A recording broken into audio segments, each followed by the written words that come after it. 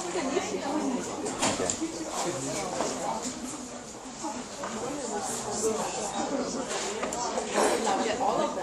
right, let's try again. So, congratulations, it's the last class of new material. On Tuesday, I'm going to come with nothing on the agenda, right? So it'll be for review. I'll talk a little bit, and I'll ask a little bit. We'll have a little bit of a discussion about what's going on in the discussion sections this week. By now, 3/4 of you, including the people that are not here, have hopefully gone through that discussion section and learned a little bit about goods games. Besides that, I've got nothing planned for Tuesday. There will not be prizes. I know I promised prizes. I have no idea except I have to do prizes. I'll be revealing your prize to everybody in about 20 seconds. We'll just talk about review material. If you have questions, that's the time to bring questions in terms of the entire class. I'm not interested in a continuing dialogue on email about, do we have to know this, do we have to know that? Okay, so bring your questions to class on Tuesday. I'll give you back your homeworks at the end of the class today. Homework 3. Your grading of the briefings is due on Tuesday, just like before. Remember, do your grading, put an extra copy on top of that, staple it all together, put their name on the upper right, and put your SID on the upper left. So, the Econ Students Anonymous emailer, or mailers, whoever they are, sent me a very good prompt on an email. They said, hey, wait a second, so-and-so graded this class much more generously. In fact, the curve, or whatever you want to call it, that you're anticipating is harder than Chem whatever, the hardest class on campus. So apparently, I'm a little bit out of normal. And I don't want to do that. I don't actually care, in a sense. I just want to fit into a normal distribution of grades. I'm not out here to punish you guys, and I certainly want to sit inside the norm. I was quite amazed to see that once you pass this class, when you get into 141, 142, 143, I think those are the next classes, everybody gets A's or something like that, and 80%, 90% gets A's. Pretty interesting as far as undergraduate classes are concerned, but that is good news as far as your GPA is concerned, right? So the upshot of all this is that I went and I checked the Economics 100A, which is roughly the equivalent of this class, and their distribution is, I'll show you. See that? See the A's and the B's and the C's and the no D's, right? So I'm going to bump up everybody in the class based on the median up to about 86, right? That does mean plus 6 points. I got this from this cool website. It's called Horse Rank or something. And I actually had a little bit of a chat with Ethan Ligon, who taught this class previously. And he, since it's only one teacher and he only has 100 grades or something like that, that's not a good distribution. There's 1,000 grades on this distribution. So I figure that's average. So that means that I'm going to hit the median, I'm going to look at the median, I'm going to adjust that up by 6%. Now, 2 caveats. Yeah? There's another grade distribution website called Richie, and I think it's 62% A for 100. 62% of what? 62% A for EEP100. Yeah, EEP100, the data sucks. Right? I don't want 100 students. I want 1,000 students across 6 professors or whatever, right? So I agree with you in principle that we want to look at the previous data, but I'm looking at more data, right? So now there's 2 caveats. Right now the median is at 79 point whatever, but that's based on a denominator of 105, not 100 points, because I had to add in those bonus points that we've been talking about now and then. People that are getting points for good questions, or people that are getting points in the discussion section. What that means is that if I take off that 5 points, that the average is not, the median is not 79%, it might be 82%. If you do your math, you'll figure that out. That means the bump will not necessarily, in fact, it's probably likely to be less than 6%. So don't fix on your mind 6% higher than whatever I have right now. Okay? But do know that I'm going to hit a median of 86% as far as an across-the-board adjustment. All right? The likelihood is that what that means is that half the class is going to get 86% or higher in this class, which is high B's and B pluses and A minuses and all that. and then half the class will be where they are. Okay, I'm not going to force a certain number of fails or Ds or anything like that. Okay, so that is, I believe, the last comment I have to take about final grades, right? And obviously, as you well know, there's already 45% of there's still 45% of your grade to be assigned. Is that right? The final's 20, the briefing is 10, the discussion section is 10, and the grading in the briefing is 5, right? So you only have 55% of your grade. People that are sitting there going, oh my God, I'm failing. You haven't gotten yet 45 points assigned. Any questions on that? No? You're just waiting? Do you have a question? No? Okay, cool. All right, so that's good news. Merry Christmas. Extra credit. But wait, there's more. Okay, so a whole bunch of people gave me a million different suggestions for extra credit, all of which, except for maybe one, I rejected. The biggest problem with some of these suggestions is, number one, please read my essay on whatever. Please read my essay from another class, which is like even worse, right? Double credit.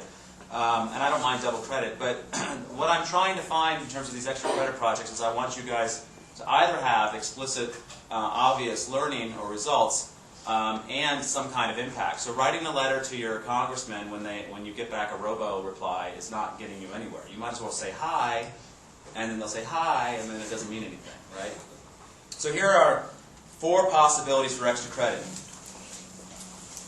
One person said, well, what if I go to a city meeting, I think the example was the Berkeley Marina, and I go make a comment or something like that. Now, you may not shift the marina from a project that happens versus not happens, but if you do make a comment, and it is on the public record, as in you record it, or you have your friend record it, or you have somebody, a public official there, sign a piece of paper saying so-and-so made a comment at this meeting, good or bad, then that is worth something to me, okay? If you want to hand that in, I want context, I want your comment, and it would be nice to find out if they did anything about it besides saying thank you very much, but that won't be worth very many points, maybe 1 or 2 points. The points, by the way, are subjective and they're up to me.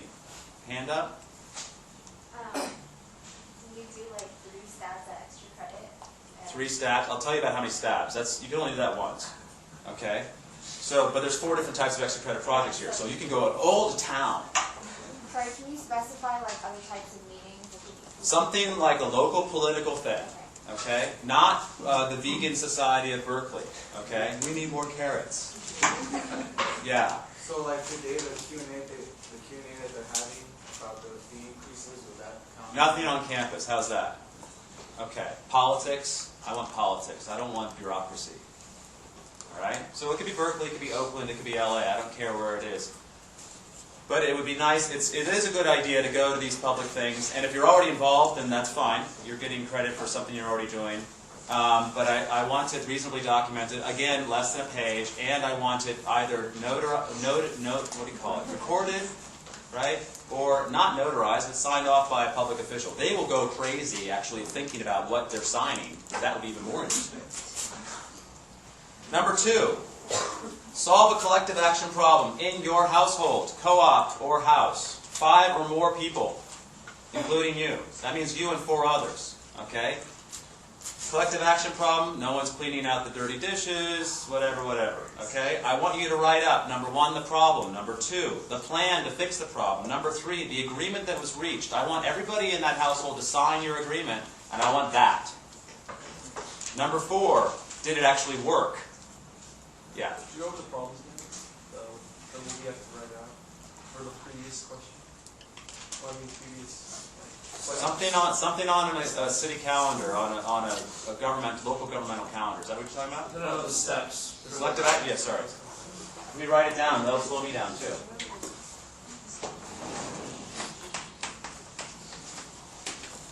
Problem. Plan. Agreement.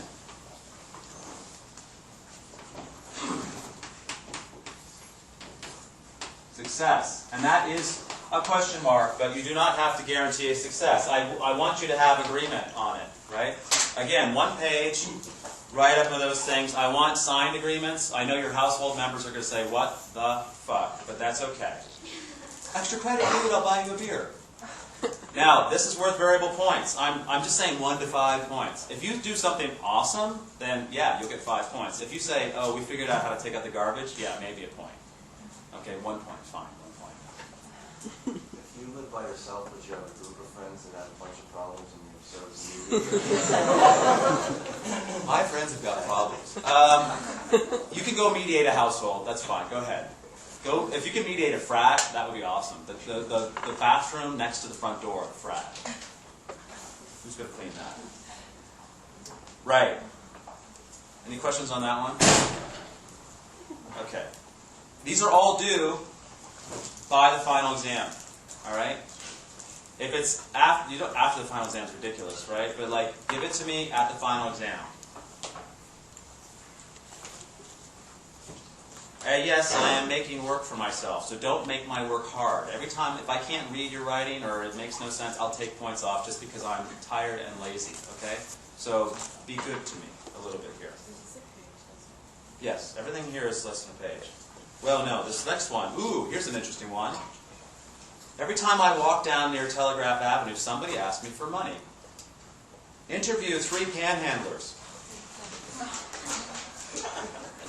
They have to be asking for money, right? You don't interview the guy playing the guitar. You don't interview the guy who's asleep on the sidewalk. Okay? This can be a team. This can be team. I'm actually, I would be very cautious about going up alone to some panhandler and saying, tell me about yourself. And it helps to have another person. I don't know. Do your own thing. You can have 1 or 2 people. If there are 2 people and they're both in this class, they will both get credit. Okay? The credit will be 2 points per trio of panhandlers. Maximum 2 times through. Okay? Don't spend all day talking to the people on Telegram. Although you might. What you need are demographic data. Name. First name is fine. Age. Male, female. Where are they from and where are they born? As in last known location. As you may not know, or you may know, there's a lot of migrant panhandlers to Berkeley. Dude, I'm going to make it. Yeah. You do accomplishments without giving them money. Absolutely. If you give them money, I'll take points off. No. You could definitely, you could figure out if there's money involved, and that would be an interesting little side note. Do you have to take pictures then? No. Pictures are optional. I actually thought about that, but that's a very difficult private situation. I don't want to deal with that. Why are you asking me for money? How much do you make? Hey, are we going to be economists or what?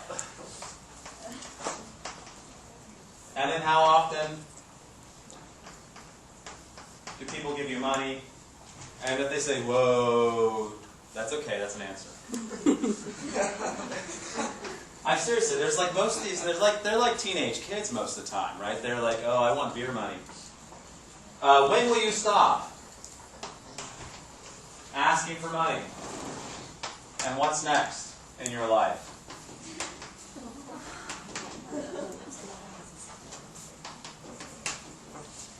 And do you care about fee increases at the university? What if they get offended and you're only halfway through? Does that count? You're out. No answer. Yeah, you've got to complete your survey, dude. And don't sit there and say, dude, you have to answer my questions because I'm going to get points, right? You do not berate these people. No one gets to go to jail. No credit for going to jail. Or getting hit. Are you going to email this out? Sorry? Are you going to email out all the... No, if you're not here today, screw you.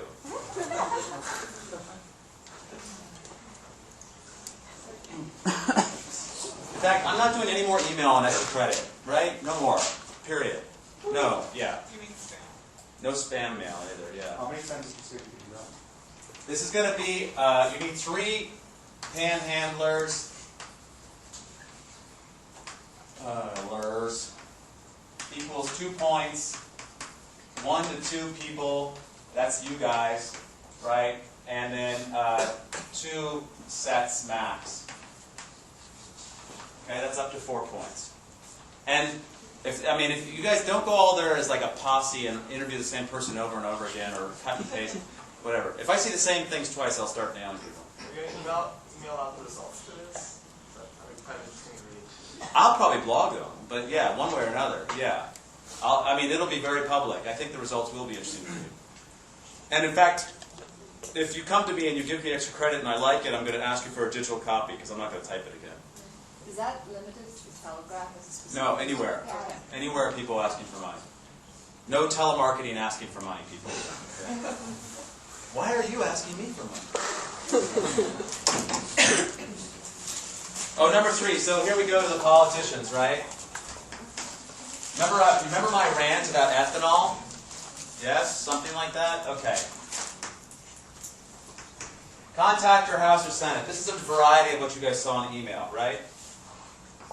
Do you support corn-based ethanol?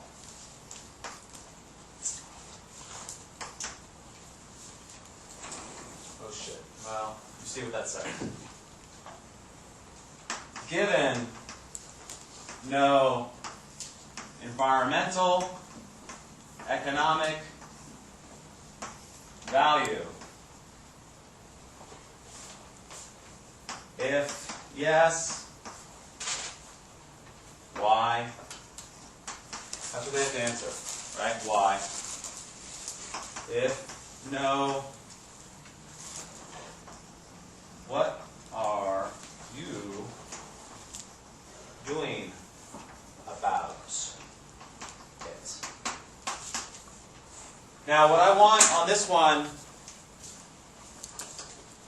this can be worth, again, 1 to 5 points per representative or senator, okay? 2 times through, that's all you get to do. So if you want to send out spam to 200 representatives, I don't mind that. What I'm thinking of doing somehow, because I don't want to have duplication of effort, I'm not quite sure. I think I want to set up like a Google spreadsheet. How should I do this in terms of not having everybody duplicating effort? Any suggestions? What do you mean by duplicating effort? As in, everybody contacts Senator or Congressman Campbell or whatever. Whoever our congressperson is from this district. I want a sheet. Print out a sheet? Well, that's too late. Oh, sign-up sheet? Yeah, I want to do it digital. Make a Google Doc and we can look inside. A Google Doc? Okay. Are you looking at race? I know. Like, does Google Doc do tracking? yeah. It does do tracking? Actually, here's what you could do. We could do it 2 ways. Well, I'll do a Google Doc. It'll be a spreadsheet. And then when you sign up for something, email it to me. So that's the hard copy. If someone erases you, I'll just fail them in the class. Is that a good enough punishment? Any other suggestions? Yeah, or questions? I was wondering if we're still allowed to do extra credit where you contact any sort of politician at local, state, or federal level. I think I wrote something like, that's still allowed, yeah. That was number whatever, option E, okay? Now this, here's the thing that's important about this one, and this is why I have the 1 to 5 points. You can send this to a corn state senator who are usually pro-ethanol, but put a little bit of a blurb in here besides given that there's no benefits, right? And I believe that there's some, go and look up the scientific consensus on this, if you want. And then when they say why, they need to answer that. They don't need to give a link to their FAQ. Okay? I want them to answer your question. I don't want them to send you back corn spam, corn ethanol spam. Okie dokie? Yeah? So when you mean by duplicated effort, do you mean like only one person can contact one senator? That's right. And does it have to be in the U.S. Congress and not just the California? It's not at all in the California Senate. It's in the U.S. Congress, or the U.S. Congress, period. It's a U.S. policy, federal policy. So, are you limited then to only 2 senators or House Representatives per person? 2 each, how's that? Okay. What happens if like they answer the question but they're incompetent and they don't know like any benefits or costs? Incompetent is awesome, because it's going on the blog. So it's actually Yeah. incompetent. Yeah, if they sound like idiots, then highlight that to me, and you will get more points. Now, here's the thing, and this is not gotcha citizenship, although maybe it is, right? I want you to express this question to them, and I want them to answer it competently or not, because one of the things that's funny is that although they did it back in the day where, oh my God, ethanol, corn ethanol is going to solve all our problems, pretty much everybody agreed after the fact that it's a mistake, and yet it is still a law, right? And there was even, I think, did I send you guys the post on ethanol and how it's like physically impossible to deliver even that much ethanol? We're going to be dumping it in the ocean, right? And, you know, find any number of facts, make it short. You guys know how politicians don't have an attention span. And their staffers have an even less attention span because they're always going to cocktail hour, right? So, to be lobbied by somebody. So, make it short and sweet, but they need to answer your points. And if you want to make it just one point, say, please answer my one point, that's fine, okay? And if it takes a give and take and a give and take, that's fine. Phone calls, fine. Fax is fine. If you need a fax sent to the department, that's fine. If you need to put my name on it, that's okay too. Any questions about all of these things? Yeah. So of all of these 4, we can do all of them? Yeah. Cool. If you get 120% in this class, I'm happy. It won't be that much, sorry. This is 1 to 5. The collective action thing is how much? 1 to 5. The city meeting thing is 1 to 5. If you get like, you know, Berkeley declares economics week, that would be awesome.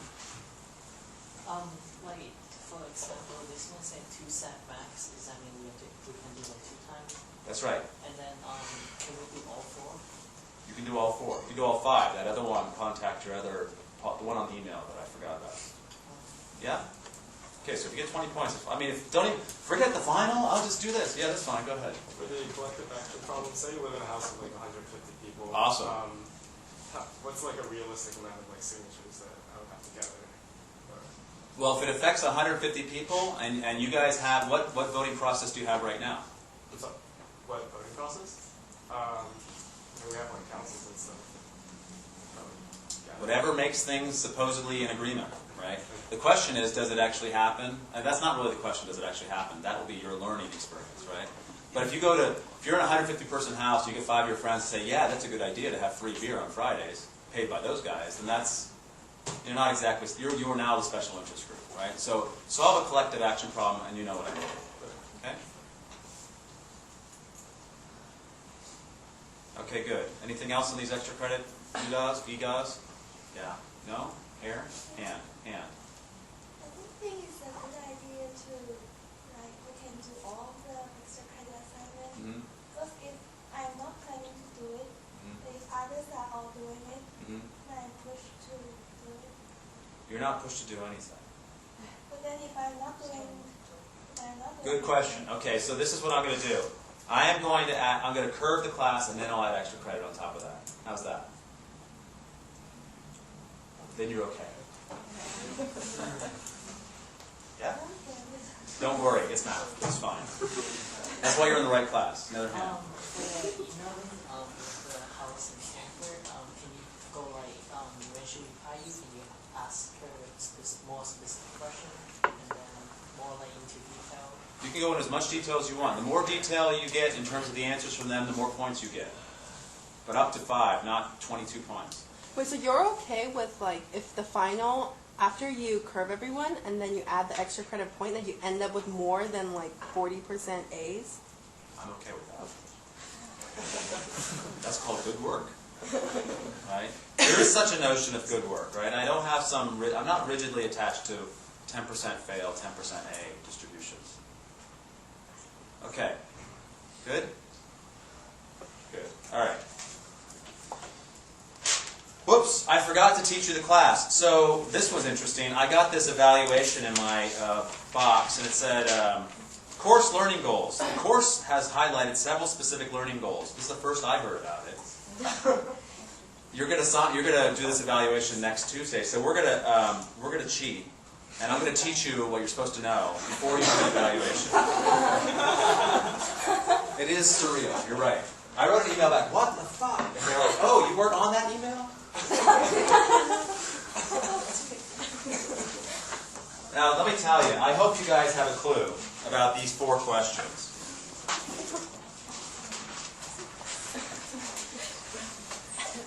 Be able to construct predictions of demand for private goods from a model of a utility maximizing consumer. Have you heard of that? Utility maximization? Okay, so if I have utility of two goods, X and Y, and I have PX, PY, and M, I'm not going to write much more than that, but keep taking notes. Okay? And I want to go to a demand function. Now there is a mathematical derivation where you take derivatives and you find the optimum demand function. You guys remember that? You've done that stuff before? So let's just say that these goods are both normal goods in the sense of they're not Giffen goods, right? Which is that stupid idea that when the price goes up, you demand more. If the price of X goes up, do you demand more or less? Price goes down, do you demand more or less? Okay, good. So you understand. If you get more income, do you demand more of a good? But the rate at which you demand more depends on whether the good is what? What's one kind of good? Raise your hand. Raise your hand. What? Inferior good means it goes up 1% income. Does it fall? It doesn't go up by the same. Tell me if that. What is that? How does that work again? Inferior good means it goes up by 0 to 1%. I thought it was just not. No. It goes down. Normal. Inferior good is negative, right? Income goes up, but demand goes down in normal, right? Inferior. Normal. Income goes up by 1%. Who said it? 0 to 1%. That's a normal good. Luxury good goes up by more than 1%. Congratulations. You have mastered demand function. Now, if X and Y are substitutes and the price of X goes up, the demand for Y goes up. And if they're complements, the price of Y goes down, demand for X goes Up. Because the price goes down. They're complements, the price goes down, demand goes down for that, up for that good and for the other good. They're complements. Great. You've mastered course goal number 1. I should have just done this on the first day. Okay. Be able to construct predictions of supply for private goods from a model of profit-maximizing firms. Guess what? A firm has two inputs called X and Y. Right? Price of X, price of Y, and what's we going to do here? Predictions of supply. Okay, X and Y are both what for this firm? They're inputs, right? In fact, this is a profit from X, Y. Let's see. We have to do a transformation. Start it again. Z. X, Y, right? The final good that they produce is Z. The inputs, the two inputs are X and Y. Holding demand equal, if the price of input X goes up, the cost for the firm of supplying X goes up. Supply is shifting in or out. But the cost of delivering goods goes up, the supply shifts in. If demand starts here, this is your equilibrium, demand shifts out, are you going to make more money or less money? More. Who thinks more money? Who has a hand in this room? Who thinks less money? It depends? Ooh, this is a good one. True or false? Demand shifts out. Does the firm make more money or less money? More. Thank you. Maybe you have to do the graph, right? And all these words. Congratulations. You've mastered goal number 2. Ooh. Be able to combine predictions of supply and demand to understand the possible effects of changes in policy or improvements in technology. What goes here? P or Q? Remember that, Gorm? Okay, so supply, demand. Technology changes in the production process. Does supply curve shift out or in? oh, technology changes. Oh, wait, but Technology improves, it'll shift out. Right? Technology changes, it could be technology gets worse in a sense, right? But if technology improves, then the supply is going to shift out. There's a change in policy. Let's just say that the government decides to start buying corn on the market and turning it into ethanol. Does demand shift in or out? Who thinks the demand shifts in? Who thinks the demand shifts out? Who hasn't raised their hand? At least we have some honest people. Demand shifts out, right? Price goes up, quantity goes up. Congratulations, you've mastered goal number 3. Understand the role that externalities play in environmental problems. Positive externalities are good or bad for us? Good. Negative externalities are good or bad for us? We want to have fewer or more positive externalities? There we go. This is like kindergarten, isn't it? Okay, Peugeot. What did Peugeot say we should do about externalities? Let's say there's a pollution from gasoline to combustion. It's choking people that are walking by and going on their bikes. What shall we do, says Mr. Peugeot? Peugeot. It's Peugeot, actually. He's English. We say it the wrong way. Peugeot says tax it, right? So, the problem is, what's the biggest problem with the Peugeotian tax? it's hard to exactly tell how much it should be. What should it be? It should be more than 0, but we don't know how much more than 0, right? The tax, theoretically, is based on the amount of damage. Theoretically, right? But you can miss that one quickly. That doesn't mean it's a bad idea, but you want to put the tax on in order to affect behavior to change the quantity that is being produced. And if the quantity being produced is still too large, what do you do with the tax? Raise it. Okay. That's hard, isn't it? What did Mr. Coast... Sorry. So does he specifically say where the tax is supposed to go? The tax revenue from that? Is it supposed to actually go to decrease the damage? I mean, to fix whatever damage has been Good done? question. No, the tax itself is supposed to change supplies if the demand is correct. And where Right. that money goes doesn't matter? Good. Well, theoretically, no. Right? It could go... So this is the big debate on what to do with revenues from, if we should actually have them, auctions of carbon permits. Right? Should those revenues go into the general fund? Should those revenues go towards green jobs or whatever? Or should those revenues be refunded per capita to citizens? I actually think, and this is a learning moment, it's not in this thing, right? But besides the fact that cap and trade is opaque, it's opaque intentionally, right? Because then the politicians get to control a lot more levers than a tax. A tax is much more transparent. Politicians do not like transparency because it takes away their freedom of action and manipulation in terms of their friends. Please don't test. So, if you have a tax or a cap and trade revenue, you could either put it in the general fund, which is what happened in New York recently. Who's the governor? Dinkins? Is that his name? What's the governor of New York? Patterson. Patterson? The blind guy.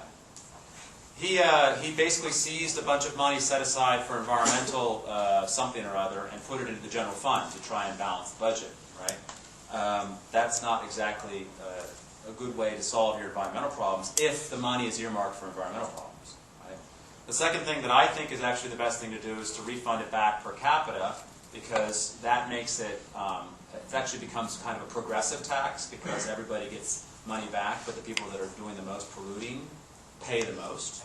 Okay, so that changes the distribution of income in society, punishing a behavior you don't like and refunding it back, which from a social welfare perspective either helps out poor people, which is a good thing, or it's neutral, right? It helps out everybody by making them whole, and then they can use that money on something else. So on the margin, that pollution is more expensive, but the block transfer, we didn't talk about block transfers of income, did we? Let me do that for a second. This is actually really useful. We can even call it new material. So if I have a demand function for gas, or this is society, and let's just say that this is supply, okay, and then we increase the price because we put a tax on there. We've raised the price and we've shifted quantity inward, okay? That's essentially the point, right? The point is to use less fuel. This is known as an effect on the margin, right? You're affecting the behavior on the margin where supply and demand are crossing. That's what we mean in economics when we say on the margin. Now, if that revenue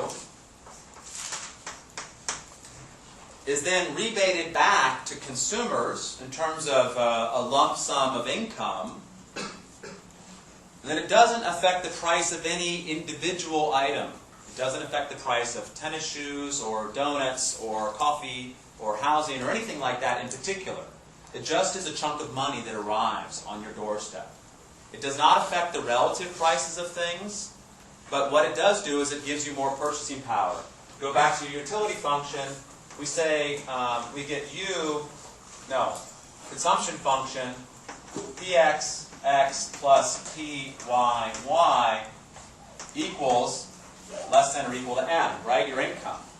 If you're increasing income, then you can have more consumption. And I mean broadly defined. Consumption of donuts, consumption of education, or savings of money for consumption for tomorrow.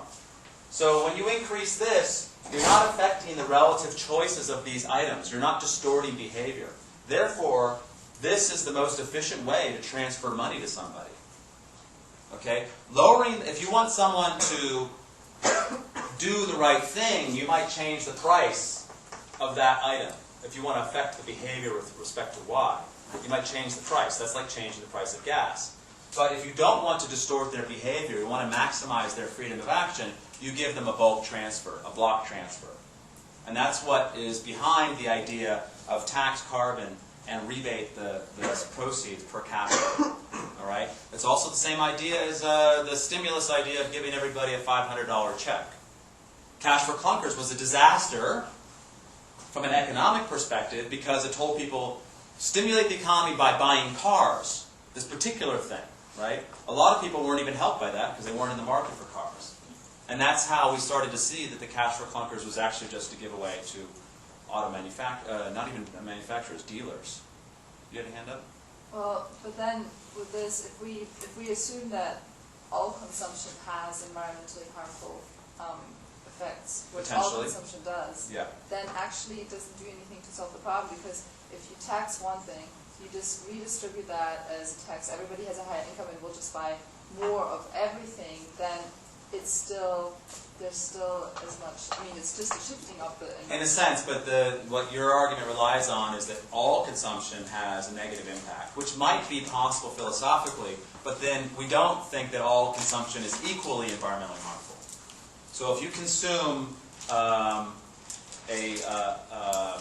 bicycle repair, right, that's not the same as buying a gallon of gas and burning it, right? So you're trying to tax the most harmful behavior if you want to do that, or subsidize the most beneficial behavior, which is one of the reasons why education is often subsidized, or even gifts to charity are subsidized, right, in the tax code. So do you guys, do you see what I'm saying about a block transfer does not distort behavior, or it's the least distortionary way of making people wealthier without affecting their behavior? You get it. Silence is consent. Could that be used with like water? It could easily be. I have this as an explicit idea in water. Okay, so in water, here's your water economics lesson. There's a demand for water, and let's just say there's a flat price for water. But let's just say that there's only this much water in the system because of precipitation. The headlines came out yesterday that they're expecting a 40 to 60% total water supply for next year, which is drought year number 4 officially. Right. So the problem, these prices are set based on a bureaucratic price setting, right? if you have supply and it only goes to here, and this is the price, do we have a shortage? Yes? I've got point A, point B. Which one is supply? A or B? Which one is demand? B. The shortage is the difference between them, right? Now, not what an economist would say is, hey, let's raise the price.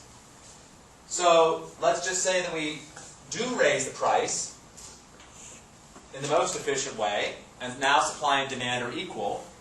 But this block here of revenue to your monopolistic supplier is profits, right? There's a very big problem as far as public policy people are concerned, or activists. You're not allowed to make a profit on water. It's making a profit off of the life good, whatever the rhetoric is. So what you would do is you would actually rebate block C back to consumers. Okay? And more importantly, you would rebate it back in rebate it back in proportion to how much they consume? Or what's the best way to do it? Like a flat rate. Flat rate, everybody gets the same value. Yeah, per capita. Okay? Every person gets the same rebate back. That way the heavy water users end up subsidizing the light water users, but the heavy water users are actually paying the cost of the system, right? If you use 80% of the water, you're paying 80% of the costs.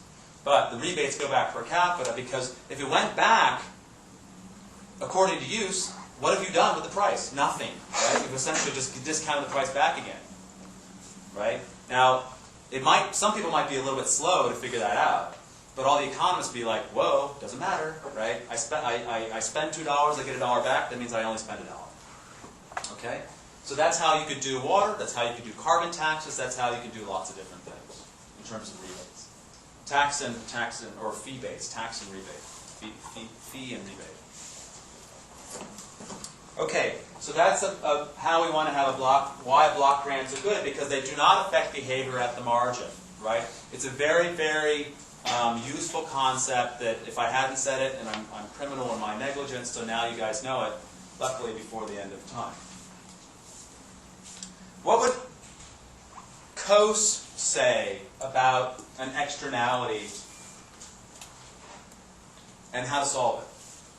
Coase is the benefit. Coase? Ronald Coase? All the externalities? No? No. Almost, no. Didn't you say something like... Wait, did you read that paper? Did I give you that paper? She's nodding. Did I give it an optional reading? Or you just nodding? You handed it in class. Sorry? You handed it out. I handed it out in class. Oh, scrap paper. Sorry. Didn't you say something about if there are a few people Right. and they can do it without, like if there are a few parties, then there's no need for government intervention? Okay, you know how that thing goes.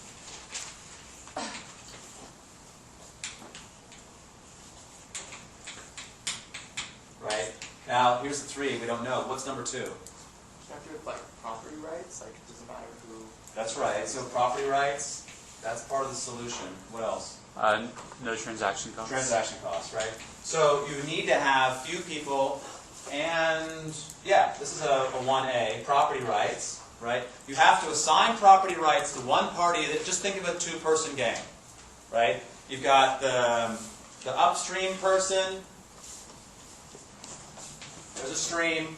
There's A, and there's B, right? A is polluting. Let's not say bad. A is polluting B. It's going down the stream. Okay? What Coase would say is not that A has any given amount of rights, or B has any set of rights. Coase would just say, hey, just give the rights to one of the 2 of them. If you give the rights to pollute to A, and there's only 2 of them, we have given the rights. Let's assume for the moment the transactions costs are low. Okay? If you give the rights to A, what's going to happen in terms of addressing pollution? Well, if A is the polluter and then B is the person that's experiencing the negative externalities, they're going to pay up to the point at which there's an equilibrium. Who's going to pay? B. To do what? For them to stop polluting. Or there's optimal pollution. Yeah. Right? Pollute less, not stop. Right? So if A has the property right, the right to pollute, and B doesn't want that to happen, then it's B's job to reduce that pollution by paying A to reduce it. Right? The pollution reduction could be between 1 and 100%. It depends on what A is willing to accept. We're not dealing at the moment with bilateral. No, we're not dealing with bilateral monopoly because A has the power to accept or reject the offer from B. So in a sense, that means there will be a transfer of surplus from who to who?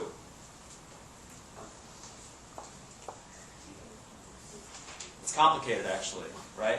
B is going to pay money to A, but B is going to receive a benefit from less pollution that is greater than the money paid. Otherwise, B wouldn't do it. Okay? A is going to receive money that is more important than the reduction in benefits from polluting. Otherwise, A wouldn't do it. Right? It's a typical gains from trade scenario. In fact, you could put it in there as a bilateral monopoly if you want to. Remember the bilateral monopoly, we weren't sure where equilibrium was?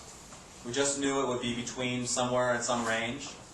But even so, there's going to be some surplus left over to both sides. Right? The bargaining power will determine who gets more of the surplus, but both are going to have surplus, otherwise they would not do the trade. Oh, this is always this is a joke from this is a meme from the internet. Okay, so surplus. What's going to happen if B has the property rights?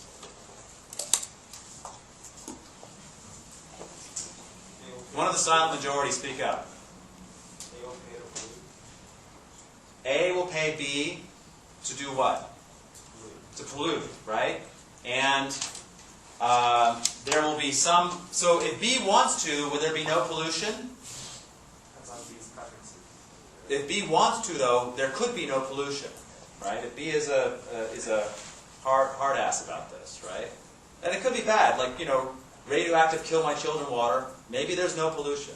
That would be an outcome, okay? But B might negotiate. You know what? It's worth it to me to receive some money and receive some pollution as compensation, right? So A will be doing some polluting and paying some money, and A will be better off compared to doing no polluting at all. And B will be receiving some pollution and some money, and B will be better off compared to either no pollution at all, and certainly compared to 100% pollution. Does that make sense? That's COAS. So, we're done teaching the course. As far as this is concerned, hold your hats. Yes? Will the firm who got the property right get more benefits? Yes. The property rights, so this is the politics. That's a great question. So, economists may not care, COAS may not care. I think COAS is still alive. He's like 120 years old or something like that. But COAS may not care about who gets the property rights, but if you're a politician and you get to assign the property rights, right, you are going to be very popular. Because A will come to you saying, give it to me, give it to me, give it to me, and B will say the same thing, right? Now, there will be some rents attached to that. So let's say rents. There will be some value attached to that in terms of literally the money changing hands. If you are paying for the right to pollute, who has the property rights? The other person. The other person, good, A or B? B, right? B has the rights, A has to pay in order to pollute. That payment to B is a rent for the ownership of the rights. If I'm the politician and you're B, what do I want? Money. That's a good start. Is it going to be greater or less than the amount of money you're receiving from A? Less. Better be less, right? Otherwise, B wouldn't be paid. It's not even worth it for B to bribe you, right? But there is some notion of splitting the gains, right, with the person who gets the property rights. This is, in a sense, what's going on with the cap and trade negotiations in the Senate and the Congress, the House, and the Congress in general. What they're doing is they're saying, we want the government to be assigning these property rights, and remember, let's give all these permits away for free. Boy, is that worth something, right?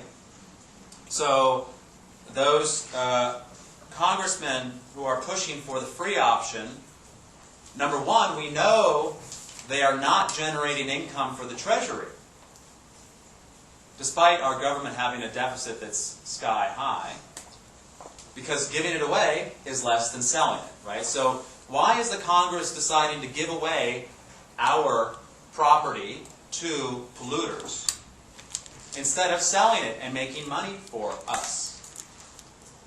Coal industry is very, very large and powerful. Large and powerful, but more importantly, the coal industry makes campaign donations, right? So, in a sense, our representatives, especially the ones from world-famous West Virginia, and all of their friends, right, because there's horse trading and log rolling in the Congress, they are basically saying, we will give these free permits to polluters, and they will give us not even $1 penny on the dollar, but more like 1/1000th of a penny on the dollar in terms of campaign donations, right? These permits might be worth up to $1 trillion in terms of value, in terms of the right to pollute. If you look, I don't know the exact numbers, but if you're really interested in this, go and look up the amount of carbon that's being produced, tons of carbon. Here's your formula. Tons CO2 equivalent, US, times the reduction, let's say that's 20%, times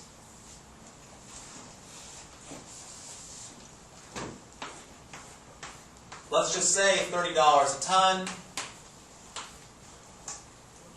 That's the value of those permits in terms of the market. They get them for free. They sell them for $30 per ton of CO2 equivalent, right? That could be worth, I don't even know, a whole bunch of money. But we're giving them away to our, we wish we were. I wish I could give away carbon permits, right?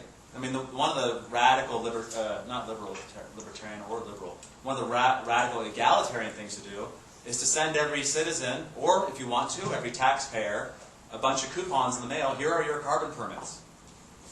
You get to emit this because you're a U.S. citizen.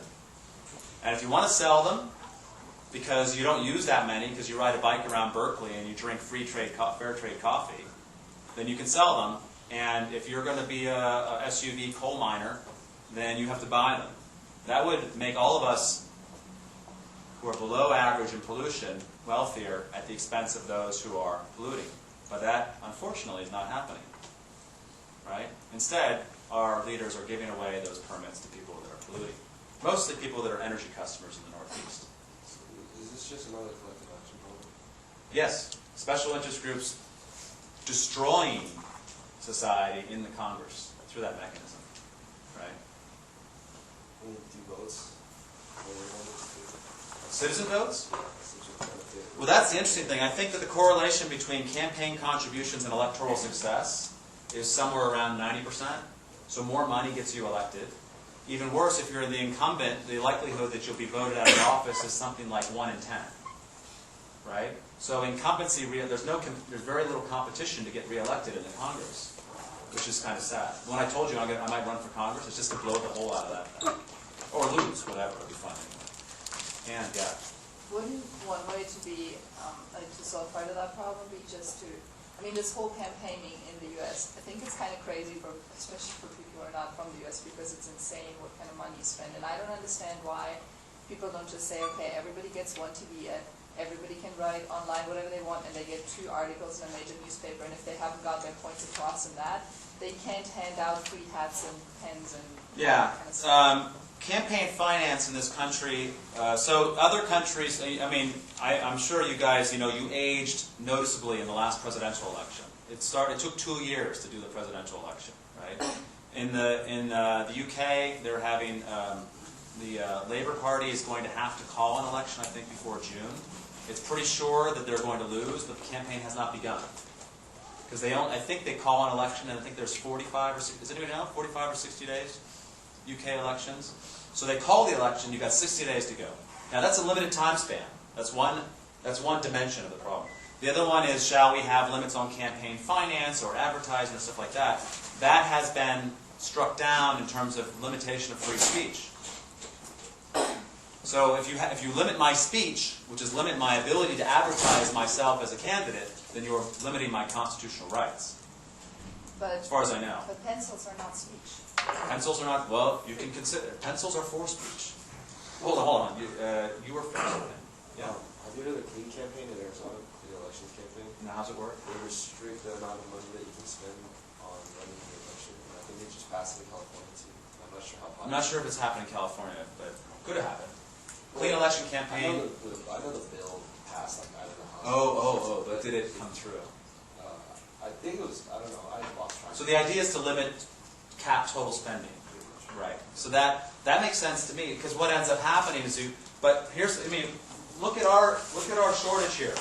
We've got supply and demand. You're limiting total spending. Right? We know we've got supply, but the demand for spending is higher. So it'll be like, oh yeah, we're not doing spending, but my friend here has decided to host a free chicken dinner for everybody. It's not spending, it's free. It costs something, but chickens are cheap, or whatever. Who knows, right? So there's different ways of getting around it, and every time they do campaign finance, it goes around it a different way. Right? This is a bit of a nightmare in the U.S.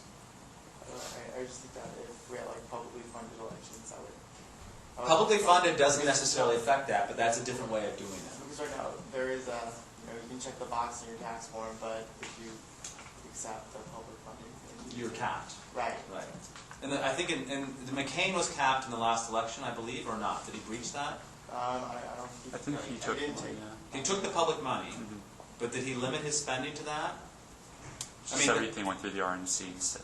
Oh yes, okay, so they shuttled it through the RNC, which is a proxy for McCain campaign. That's another way of getting around it. I was going to say the same thing about the publicly funded, that no one, or a lot of them don't even take it because it's not enough money to get elected. It doesn't even... For the presidential election, the Yeah. publicly funded money, since you're capped, a lot of the past candidates haven't even taken it. Right, I think Obama said he would, but then he didn't, as soon as he got popular, right? As soon as his wall of money showed up, he's like, whoa, I'll take the wall of money, right? So, yeah, competition in politics is very important, right? Because those are your representatives. And then there's an even bigger problem, which is called, let's stop that there. Just push the red button. Yeah. Mhm. So, what was I saying? Competition. Wall of money, competition. Competition. Wait, something else about competition. Oh, yes. So it's an aggregation problem, okay? Because I'll tell you the exact same problem. Say that you have a utility from goods 1 to X1000. And let's say that it's CapEx, which has a numeric value, whatever, 22. You're consuming 1,000 different goods, and your utility is 22. If all that I see is 22, I have no idea what mix of goods you're consuming, right? Because you might be 22, and the person next to you might be 22, but you're both consuming different bundles of goods. Keep this analogy in mind.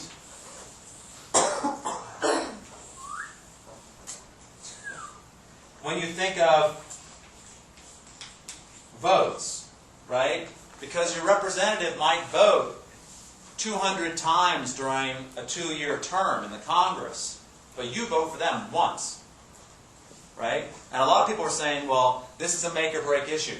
If they're pro-abortion, I vote for them or against them. If they're pro-gay rights, notice how the Republicans have used this as a campaign technique to get voters to vote for this emotional thing. The Democrats will use the same thing. Right? So some people literally will go and vote based on one thing called that person is pro or anti-abortion. They are single-issue voters. But then that person gets into Congress and they're going to vote on whatever, 1,000 things or 200 things, a whole bunch of different things.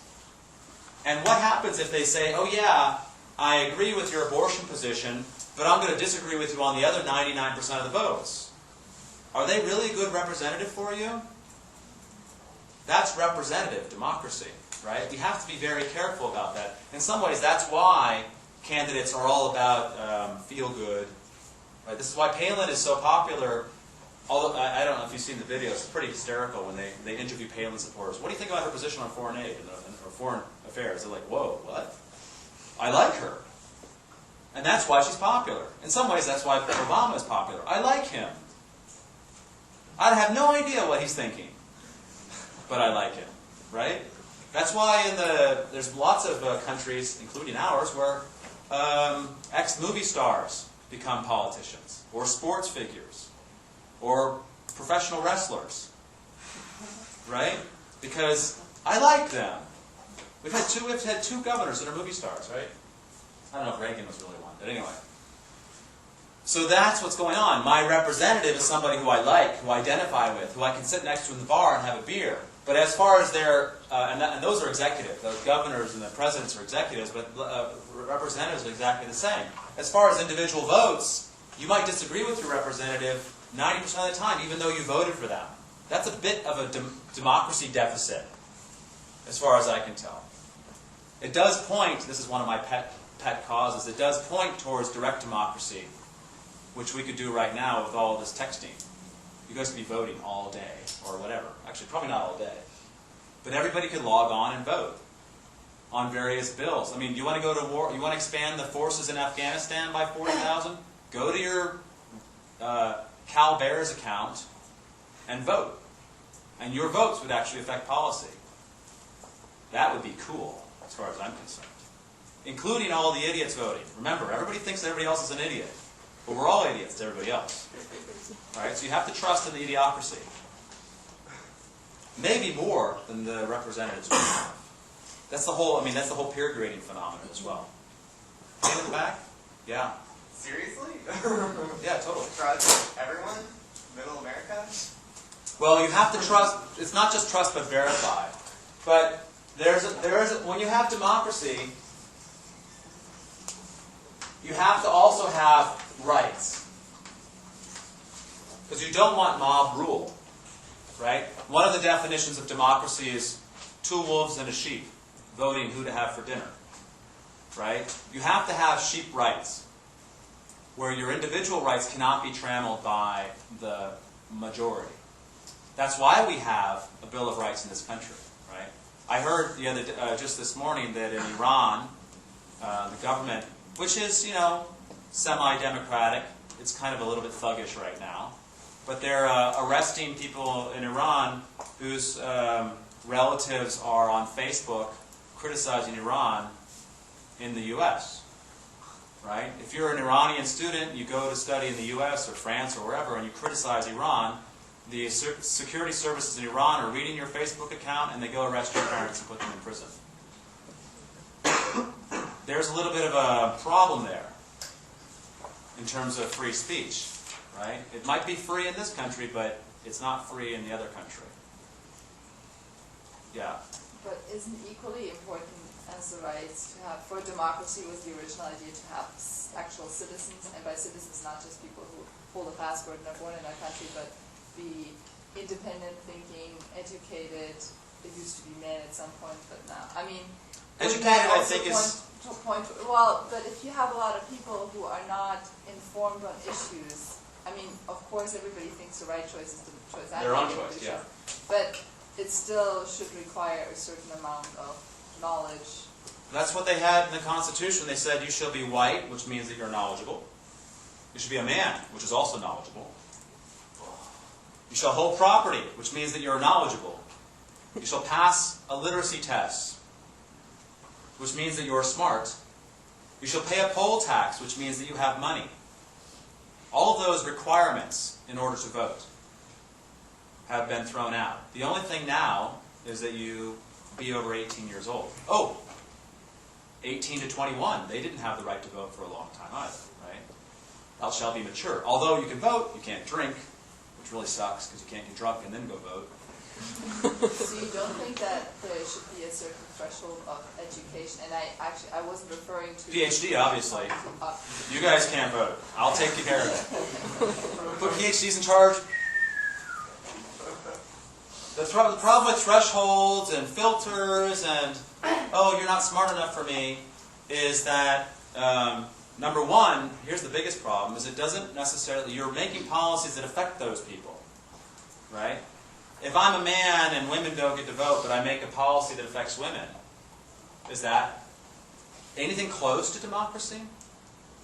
But then should democracy even be for a whole country? Shouldn't it maybe be on a town level where you can make any decision affect the people that they're actually, I mean... Subsidiarity.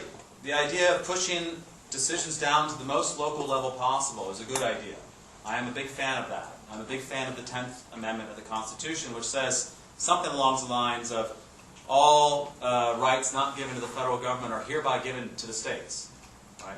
The federal government has used a million different excuses to expand its authority into the states based on interstate commerce clause. Right? So the fact that I think the drug laws were a big one as well, right? Or the fact that drugs can cross the border means that the federal government gets to do drug regulation. And if they couldn't do it directly, they use a carrot and stick.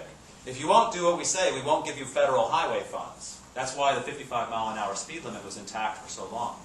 And it was repealed because no one was paying attention to it. Right? On the other hand, yeah? With the respect to rights, I feel like direct democracy totally goes over rights. I mean, look at Prop 8. Prop 8 voting against gay marriage? Yeah, like those are people's rights, and the majority just overruled them. Well, this, I would say that ends up, yeah, that goes towards mob rule. Yeah. Right? I mean, Amartya Sen, who's an Indian development economist, who's also, I think, won the Nobel Prize. Did he win the Nobel Prize? Yeah, deservedly. He has a book called, it's called not Democracy as Freedom. Development as Freedom. And he talks about democracy or rights. As in, can you vote, or do you have rights in terms of participating in a market and making decisions and things like that? And if you want to think about the contrast, in this country we tend to have both. But if you're in China, where there is no democracy, certainly not at the federal level, but there are rights to make money in the marketplace, you have to ask, are those people better off in China versus in a country where you have lots of democracy, or nominal democracy, say Zimbabwe, but no rights? Okay? And Sen said, rights first, democracy second. Right? One of the reasons there have been sectarian violence problems in India is in Gujarat there was a massacre of Muslims and a counter-massacre, I don't know who started it, Muslims and Hindus. Right? But the political leaders actually led the massacre of Muslims. Not exactly a good example of democracy. These rights for Muslims did not exist. Right? So, on the one hand, it's not like you could sit there and say, well, we won't let you vote, but you have to be very careful with democracy if it leads to mob rule. In this country, we tend to do pretty good, but we've had a lot of pushback by people who are in charge of taking care of us. Right? We can tap your phones, that's okay, because we're taking care of you. I worry about that. I got completely sidetracked, but that will be on the file. Any other questions? Oh, horror story. Oh no, shit, I wasn't listening. It's political economy, damn it. Keep that in mind. Two more things. If you put a monopoly in charge of a forest, is that monopolist good or bad for conservation? Good. Why is the monopolist good for conservation? Hold on. Somebody else. Because he restricts output to raise his own price? Right. So the monopolist will make more off of that item, right? So monopolies, that's kind of a, if you want to call it, it's either a silver lining or it's the entire cloud, right? Because it's not necessarily a good thing to chop down forests. But monopolists will allow that forest to come into the market a lot more slowly to maximize profits, which from a resource perspective is actually good. From an environmental perspective, it's spectacular. Because what's the difference between resource and environment? Resource good, environment good. What's the number one difference? That of course you know because you're taking a class called environmental policy. Price? Price. What kind of price? That you can buy resource and you can't buy environmental goods? Just exactly that, right? Environmental goods are not priced. Resources are priced. That was Coase, right? Coase said we can solve an environmental problem by creating property rights which makes them into a resource. Pollution is a resource. As a definition, you should know this. This is officially new material, but I'm going to discuss it at length in the next class.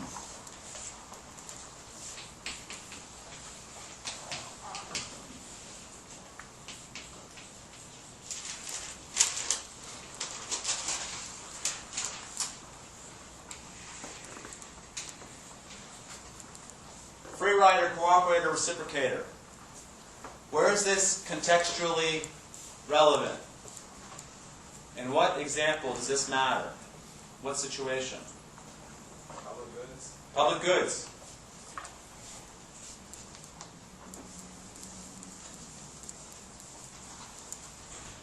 Let's say that you have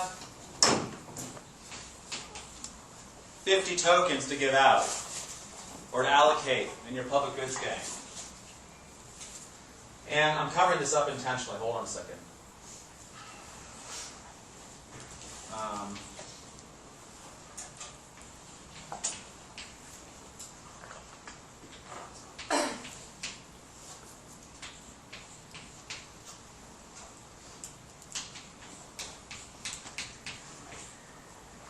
This is one of those draw the lines between the things. You guys seen that before? Here's your donation to the public account based on a total of 50 tokens. Okay? Everybody remember how a public good game works? What happens is you have 50 tokens. If you put one token into the public account, for example, everybody in your group gets half of a token. The economic decision is to donate how much? No. Oh, to donate. 0. Yeah. The economic decision is to donate 0. Because your cost is 1 and your benefit is 1/2. Right? Cost is greater than benefit, therefore you do not donate anything. Right? But there are other people in your group. Let's just say that there are 4. Right? If you donate 1 and there are 4 people, then that means that you generate 2 total. Right? So you actually double wealth. So let's match these behaviors. If you have 50, you either give less than 25, you give more than 25, or you give something depending on what not you, minus I, gives. That's what that jargon is, minus I. Your I, minus I means everybody but you. So how do I connect these lines here? Free rider goes to which one? Less than 25?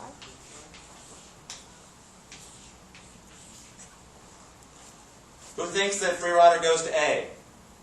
Who thinks it goes to B? Who thinks it goes to C?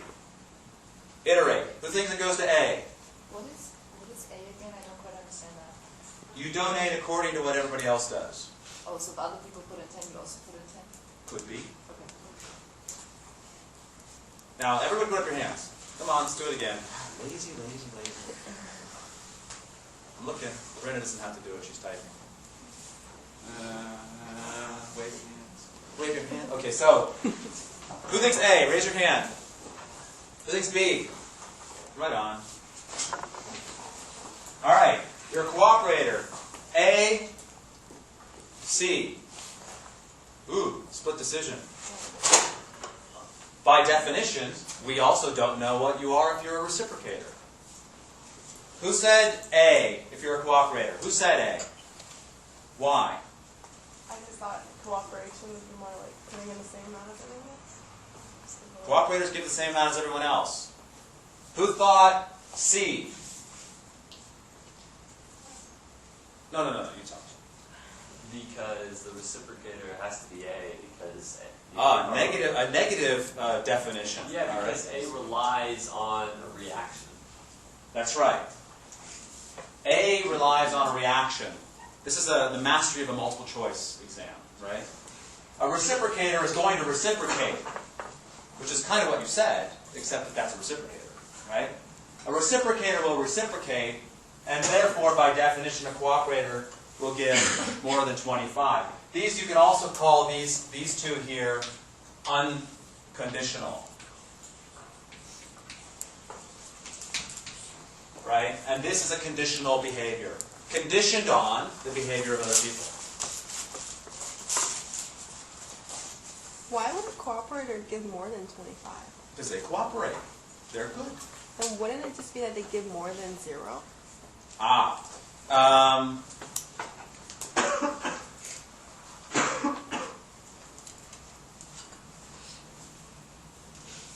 That's a good question. I would say that you have to set a breakpoint somewhere, and if you set it at 0 and someone gives 1, I've got 50 and I give 1, therefore I'm a cooperator. Well, not exactly, right? So what actually ends up, that's a very good question, because this ends up mattering when you're repeating the game and you're getting into a dynamic of, what did you do, what am I going to do, right? And if you give more than half of the money in the public account, it tends to show some notion of good faith in terms of supporting the public account. If you give less than 25 in the public account, then you're giving less than half of your stuff. Half meaning some kind of psychological threshold for people. Okay, so that's the reason that that breakpoint is used. But you're absolutely right that the free riders will give, in a sense, less. 0 being less, right? So you can draw the line between cooperators and free riders somewhere between 0 and 50. This being 100% cooperator and this being 100% free rider. Right? So the line is going to be between there somewhere, between these two different behaviors. Now if you draw it low, you might get people that are being classified as cooperators that you look at their behavior, they're not really that cooperative in a way. It's kind of one of these pop definitions, pop psychology definitions, but it's not strictly mathematical. That's a great question. All right, that's the end of new material in this class. I'm going to pass back your, can you turn off that thing too? I'm going to pass back your